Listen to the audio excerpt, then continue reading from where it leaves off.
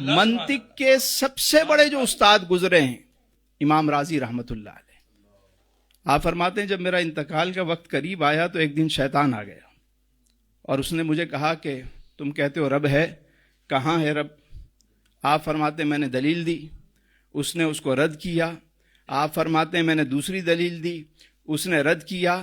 میں نے تیسری دلیل دی، اس نے رد کیا، حتیٰ کہ میں نے 100 اس کو دلیلیں دیں اور اس نے 100 دفعہ رد کر دیا کہ نہیں جی یہ ایسا نہیں ایسے ہے، ایسا نہیں ایسے ہے۔ آپ فرماتے ہیں اچانک میں نے اپنے مرشد کی طرف توجہ کی تو میرے شیخ نے فرمایا کہ راضی کہہ کیوں نہیں دیتا کہ میں رب کو بغیر دلیل کے مانتا ہوں۔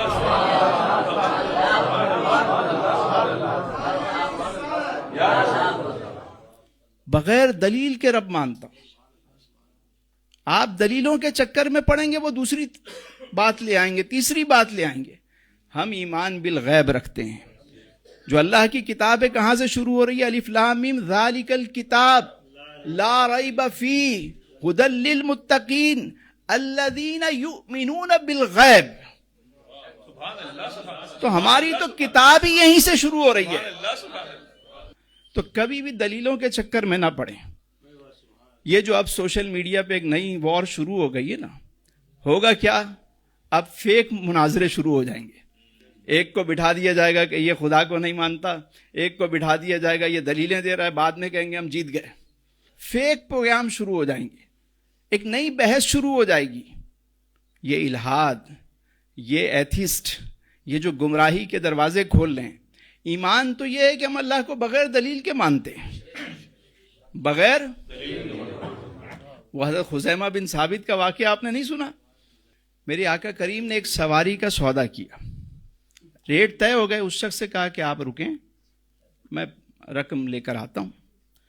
جب آپ علیہ السلام تشریف لائے تو وہ شخص اپنے سودے سے مکر گیا، کوئی سودا ہی نہیں ہوا ہمارا، کیونکہ اس کو آفر زیادہ ہو گئی۔ اور وہ کہنے لگا کہ اگر آپ کا سودا میرا ہوا ہے تو کوئی گواہ پیش کریں۔ سید عالم صلی اللہ علیہ وسلم سے گواہی کا مطالبہ کرنا۔ اتنے میں وہاں سے حضرت خزیمہ بن ثابت گزر رہے تھے، پوچھا یا رسول اللہ کیا ماجرا ہے؟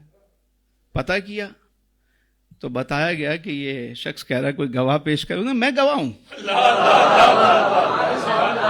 میں گواہ ہوں، میں گواہی دیتا ہوں کہ یہ سودا ایسا ہی ہوا ہے۔ جب گواہ بھی موجود، دعویٰ بھی موجود، تو لوگوں نے کہا بھائی گواہ بھی آ گیا، دو۔ وہ دے کر چلا گیا۔ جیسے ہی وہ گیا تو میرے حضور نے پوچھا خزیمہ بھائی تم تو تھے ہی نہیں تو تم نے گواہی کیسے دی؟ تو حضرت خزیمہ نے جو جواب دیا نا، یہ دل کے کانوں سے سننے والا ہے۔ کہنا یا رسول اللہ یہ تو بڑی معمولی سی بات ہے، آپ نے کہا خدا ایک ہے، ہم نے کہا خدا ایک ہے، ہم نے تو خدا کو نہیں دیکھا۔ آپ نے کہا جنت ہے، ہم نے کہا جنت ہے۔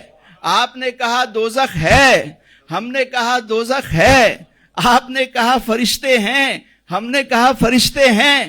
یا رسول اللہ آپ کے کہنے پر تو اتنی بڑی بڑی گواہیاں دے دی ہم نے۔